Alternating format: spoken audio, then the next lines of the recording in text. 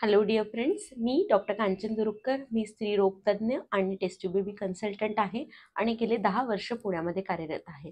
आज आपण अनियमित पाळी, त्याची कारणं आणि त्यावरील उपाय याबद्दल या व्हिडिओमध्ये बोलणार आहे. फारच नॉर्मल विषय आहे, कॉमन विषय आहे, परंतु फारच महत्त्वाचा विषय आहे हा, की अनियमित पाळी जी आहे ती का होत असते आणि ते अनियमित पाळी नको व्हायला यासाठी आपण काय करू शकतो या विषयावर आपण या व्हिडिओमध्ये बोलणार आहे. जरूर हा व्हिडिओ शेवटपर्यंत बघा. तर पहिले तर आपण जाणून घेऊया की नॉर्मली पाळी कशी येत असते, कसे हार्मोन्स जे आहे कोणत्या पण स्त्रीमध्ये बनत असतात आणि त्यानंतर पाळी येते, तर यामध्ये काय हार्मोन्सचा इंटरप्ले होतो याबद्दल आपण पहिले जाणून घेऊया. तर कोणत्या पण स्त्रीला जेव्हा पाळी येते त्यावेळेला इस्ट्रोजन आणि प्रोजेस्ट्रॉन या हार्मोन्सची लेवल एकदम कमी असते. जर इस्ट्रोजन आणि प्रोजेस्ट्रॉनची हार्मोन लेवल कमी आहे तर हे सिग्नल जातं तुमच्या डोक्याला. डोक्यामध्ये हायपोथॅलॅमस नावाचं एक रिजन असतो ज्यामधून मेन हार्मोन्स सिक्रेशन होत असतात. हे जे हार्मोन आहे त्याच्यामध्ये एक गोनाडोट्रोपिन रिलीजिंग हार्मोन नावाचं एक हार्मोन जे आहे ते तुमच्या हायपोथॅलॅमसमधून सिक्रेट होतं. हे हार्मोन तुमच्या पिट्युटरी ग्लँडवर, हे पण ब्रेनमधली एक छोटीशी ग्लँड असते आणि या ग्लँडवर हे हार्मोन जे आहे GnRH हार्मोन हे ॲक्ट करतं. मग त्याच्यानी FSH म्हणजे फॉलिकल स्टिम्युलेटिंग हार्मोन नावाचं एक हार्मोन या पिट्युटरी ग्रंथीमधून बाहेर पडत असतं आणि हे जे हार्मोन आहे हे ओव्हरीवर म्हणजे आपल्या अंडाशयावर ॲक्ट करतं. FSH हार्मोन जे अंडाशयावर ॲक्ट करत आहे त्याने बीज वाढायला चालू होतात. मग आता हे बीज जे आहे ते एक बीज सिलेक्ट होतं आणि ते मोठं होतं, म्हणजे त्याला आम्ही डॉमिनंट फॉलिकल असं म्हणतो आणि हे बीज साधारण पाळीच्या 14व्या दिवशी मोठं होऊन फुटतं. तर हे जे बीज मोठं होत असताना इस्ट्रोजन हार्मोन हे बीज जे आहे ते सिक्रेट करतं. म्हणजे या बीजामधून इस्ट्रोजन हार्मोन हे जे आहे ते बनत असतं. मग हे इस्ट्रोजन हार्मोन जे आहे हे अगेन ब्रेनला सिग्नल देतं. हे ब्रेनला सिग्नल देतं आणि मग एक LH नावाचा हार्मोन म्हणजे की ल्युटिनायझिंग हार्मोन नावाचं एक हार्मोन जे आहे ते सिक्रेट होतं. आता हे जे ल्युटिनायझिंग हार्मोन जे आहे हे अगेन ओव्हरीवर ॲक्ट करतं आणि जो बीज बनला आहे त्याला रप्चर करवतं. त्याला आपण ओव्हुलेशन असं म्हणतो, म्हणजे बीज फुटलं. बीज फुटल्यावर हे बीज जे आहेत जे फिमरीज आहेत, म्हणजे की जे गर्भनलिकाचे जे एंड्स असतात त्यांना असं अ, बोटांसारखे त्यांना एंडिंग्स असतात. त्याला आपण फिमरियल एंड म्हणतो. ते कॅच करत असतं. हे जे बीज फुटलं याला हे फिमरिया कॅच करतं आणि हे जे बीज आहे हे गर्भनलिकेमध्ये येतं. जर यावेळेला नॅचरल कॉन्टॅक्ट जर आला तर मग स्पर्म्स जे एंटर करतात आणि शुक्राणू एंटर केल्यानंतर गर्भ जर राहिला आणि गर्भधारणा झाली म्हणजे इम्प्लांटेशन झालं, 5व्या दिवसाचा जो गर्भ आहे तो गर्भाशयामध्ये रुजला, ज्याला आपण इम्प्लांटेशन असं म्हणतो. तर मग HCG नावाचं हार्मोन सिक्रेट होतं आणि जो बीज फुटले आहे त्या ठिकाणीचे जे सेल्स आहेत त्याचं कार्पस ल्युटियम बनत असतं आणि हे जे कार्पस ल्युटियम आहे हे प्रोजेस्ट्रॉन हार्मोन सिक्रेट करतं आणि जर प्रेग्नन्सी राहिली तर हे कार्पस ल्युटियम जे आहे ते समोर प्रोजेस्ट्रॉन हार्मोन सिक्रेट करत राहतं HCG नावाच्या हार्मोन बनल्यामुळे आणि मग हे समोर प्रेग्नन्सी कॅरी करतं. जर प्रेग्नन्सी नाही राहिलेली आहे म्हणजे बीज फुटलं ते जर फर्टिलाइज नाही झालं, प्रेग्नन्सी नाही आहे किंवा अ, ए हे प्रोजेस्ट्रॉन जे हार्मोन आहे तरी पण येणार. कार्पस ल्युटियम बनलेलं आहे त्यातून प्रोजेस्ट्रॉन हार्मोन बनणार. ते 2 आठवडे हे corpus luteum progesterone hormone secrete करणार आणि जर प्रेग्नन्सी नाही राहिलेली आहे असं कळलं आहे आपल्या बॉडीला किंवा युटरसला, की मग परत पिरियड्स येणार. पिरियड्स आले की परत मग FSH हार्मोन सिक्रेट व्हायला चालू होणार. तर हे एक सायकल जे हार्मोन्सचं आहे हे आपल्या बॉडीमध्ये होत राहतं आणि हे हार्मोन्सचं जे सायकल बॉडीमध्ये होत राहतं त्याने पिरियड्स जे आहेत रेग्युलर येत असतात. म्हणजे तुमचे पिरियड्स जर रेग्युलर येत असेल म्हणजे तुम्हाला ओव्हुलेशन होत आहे, हे एक आपण म्हणू शकतो. जर रेग्युलर तुमचे पिरियड्स आहे म्हणजे तुम्हाला बीज जे आहे ते फुटत आहे असं आपण म्हणू शकतो. साधारण 70 to 80% लोकांमध्ये असं असतं. आता आपण जाणून घेऊया की काय प्रॉब्लेम होतो ज्यामुळे पाळी जी आहे ती अनियमित होते. तर जेव्हा ॲज अ फिमेल म्हणून तुम्ही बॉर्न होता, एक मुलगी बॉर्न होते, तेव्हा काही विशिष्ट नंबर ऑफ स्त्रीबीज त्या तिच्या अंडाशयामध्ये म्हणजेच ओव्हरीमध्ये असतात. आता जेव्हा ती प्युबर्टीला रीच होते म्हणजे यौवनावस्थेला रीच होते, त्यावेळेला हे जे बीज आहे ते कमी होतात. अट्रेझिया होतं काही बीजांचा आणि त्यानंतर मग प्रत्येक महिन्यात हे ओव्ह्युलेशन व्हायला चालू होतं, FSH हार्मोन यायला चालू होतं आणि ओव्ह्युलेशन व्हायला चालू होतं. पण पहिले हे जे हायपोथॅलॅमो पिट्युटरी ओव्हॅरियन एक्सिस ज्याला आम्ही म्हणतो, ते एवढं मॅच्युअर्ड नसतं. मग त्यामुळे कधी बीज बनणार, कधी नाही बनणार. त्यामुळे सुरुवातीच्या काळात यौवनावस्थेच्या स्टार्टिंगच्या काळामध्ये प्युबर्टी फेज ज्याला आपण म्हणतो, त्यावेळेला कधी-कधी इर्रेग्युलर पिरियड्स असतात आणि ब्लीडिंग जी आहे ती जास्त होते. त्याला आपण प्युबर्टी मेनोरेजिया असं म्हणतो. त्यानंतर मग हे एक्सिस सेट झाल्यावर मग पिरियड्स रेग्युलर होतात.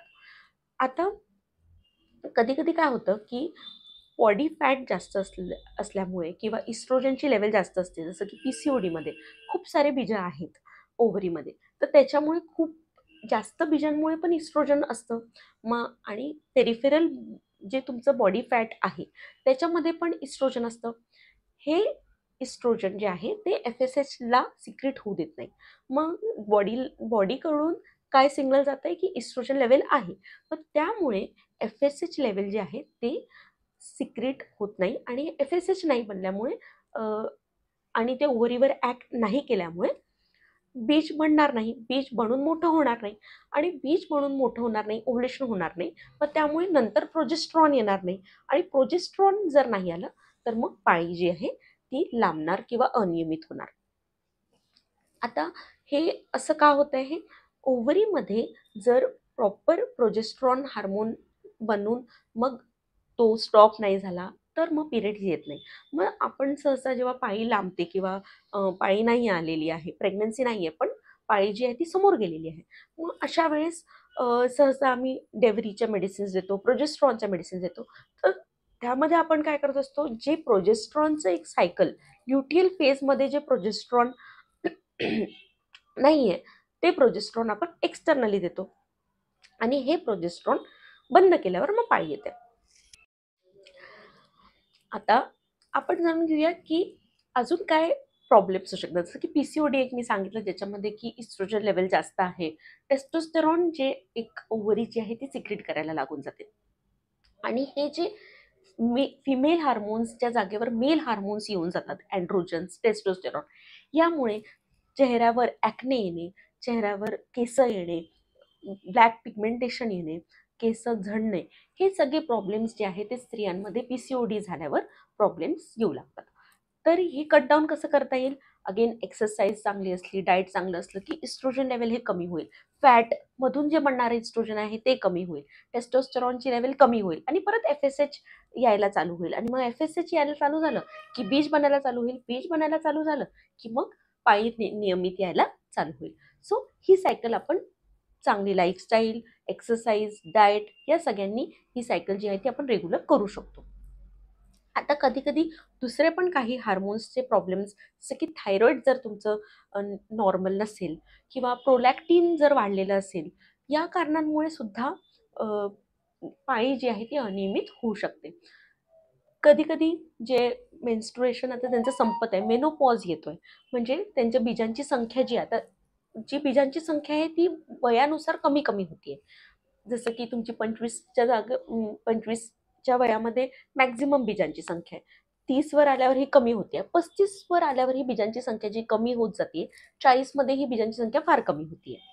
आता हे बीजांची संख्या एक पर्टिक्युलर नंबर असतं आणि ही कमी-कमी होत जाते वयानुसार. हे निसर्गाचा नियम आहे. आता यामध्ये आपण जाणून घेऊया, की हे बीजांची संख्या कमी झाल्यानंतर पोस्ट मेनोपॉज म्हणजे पूर्ण बीज संपले, की तुम्हाला मेनोपॉज येणार म्हणजे रजोनिवृत्ती होणार. मग आता ही रजोनिवृत्तीच्या वेळेस सुद्धा पण काही-काही वेळेला मग कारण की इस्ट्रोजन लेव्हल कमी होतीये, त्यावेळेला पण पिरियड जे आहे ते इर्रेग्युलर व्हायला चालू होतं आणि इर्रेग्युलर होऊन कधी जास्त ब्लीडिंग होणे, कधी अनियमित होणे असं होऊ शकतो. ज्याला आपण पेरिमेनोपॉझल DUB असं म्हणतो, डिस्फंक्शनल युट्राईन ब्लीडिंग. मग त्यावेळेला पण अगेन ओव्ह्युलेशनचाच प्रॉब्लेम असतो. इस्ट्रोजन बीजं कमी-कमी होत असतात. FSH तेवढं रेग्युलरली सिक्रेट होत नाही, ओव्हुलेशन रेग्युलरली होत नाही आणि मग त्यामुळे जेव्हा रजोनिवृत्ती येत असते, मेनोपॉज येत असतो, त्यावेळेला पण काही स्त्रियांना जास्त ब्लिडिंग होण्याचा किंवा इर्रेग्युलर सायकल होण्याचा असे प्रॉब्लेम होऊ शकतात.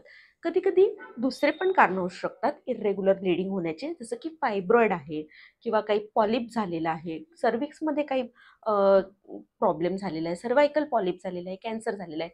हे सगळे कारणं जे आहेत त्याला ऑर्गॅनिक कारण असं आपण म्हणतो, ऑर्गॅनिक कॉजेस असं आपण म्हणतो. म्हणजे त्यामध्ये जे गर्भाशय आहे त्याला काहीतरी प्रॉब्लेम आहे. कधी-कधी एंडोमेट्रियोसिस आहे. यामुळे पण जास्त ब्लीडिंग होतं, इर्रेग्युलर पाळी येतं. तर आपल्याला काही कारण सापडत आहे म्हणजे की पॉलिप आहे किंवा फायब्रॉईड आहे किंवा गर्भाशयाला सूज आहे, हे कारणं कधी-कधी आपल्याला सापडतात. पण कधी-कधी पूर्ण सोनोग्राफी नॉर्मल आहे, तरी पण पाळी अनियमित आहे, हे पण सापडू शकतं. तर हे कारण कशामुळे आहे? अगेन ओव्हुलेशनचे कॉजेस म्हणजे ओव्हरीमध्ये रेग्युलरली बीज जे आहे ते बनत नाहीये, फुटत नाहीये, ओव्हुलेशन रेग्युलरली होत नाहीये, एनोव्हुलेशन आहे, यामुळे पण अनियमित पाळी होते. आता ही अनियमित कधी म्हणायची? सहसा पाळी जी आहे ती 25 ते 35 डेजमध्ये यायला हवी. म्हणजे कधी 25 दिवसांनी आली, कधी 35 दिवसांनी आली असं नाही. म्हणजे तुम्हाला जर 25 दिवसात येते, तर प्रत्येक वेळेस 25 दिवसात किंवा मॅक्स टू मॅक्स 30 दिवसात ती पाळी आली पाहिजे. जर तुम्हाला 35 दिवसामध्ये पाळी येते, तर नेहमी 30, 31, 35 या दिवसांमध्ये ती पाळी आली पाहिजे. आता जर ही पाळी कधी तुम्हाला 1.5 महिन्यांनी येते, कधी 2 महिन्यांनी येते, कधी 3-3 महिने, 6-6 महिने पाळी येत नाहीये किंवा 1 वर्ष पाळी येत नाहीये, तर हे अनियमित पाळी असू शकतं. अनियमित पाळी जी आहे ती PCOD हे मोस्ट कॉमन कारण आहे. मी नेहमी सांगत असते, की PCOD हे सगळ्यात इम्पोर्टंट कारण आहे अनियमित पाळी असण्याचं. त्यानंतर ओव्हुलेशन प्रॉब्लेम जे मी सांगितले ते कारणं असू शकतात किंवा बीजांची संख्या जेव्हा कमी होते, लो AMH होतं आणि तुमचं बीजं जे आहे ते संपण्यावर येतात, ज्याला आम्ही प्रीमॅच्युअर ओव्हेरियन फेलियर सुद्धा म्हणतो. ह्याच्यामुळे सुद्धा अनियमित पाळी जी आहे ती येऊ शकते. सो हे जे कारणं आहेत, हे अनियमित पाळीचे कारणं असू शकतात. यासाठी तुम्ही एक प्रॉपर हार्मोन टेस्ट करून घेतली पाहिजे, ज्याच्यामध्ये की FSH लेव्हल, LH लेव्हल आपण पाळीच्या दुसऱ्या दिवशी करून घेत असतो. प्रोलॅक्टिन लेव्हल करून घेतलं पाहिजे, थायरॉईड लेव्हल करून घेतलं पाहिजे. त्या व्यतिरिक्त AMH लेव्हल आणि एक सोनोग्राफी. सोनोग्राफीमध्ये काही फायब्रॉईड आहे का, काही पॉलिप आहे का, हे सगळ्या गोष्टी आपण जरूर बघून घेतल्या पाहिजे. तर हे होतं अनियमित पाळी किंवा अनियमित पिरियड्स येणे का बरं होतं, त्याची कारणं काय असतात आणि त्यावरती उपाय याबद्दल आपण या व्हिडिओमध्ये बोललो. आय होप हा व्हिडिओ तुम्हाला हेल्पफुल वाटला असेल. काही नवीनच तुम्ही यातून महत्त्वाचं जाणून घेतलं असेल.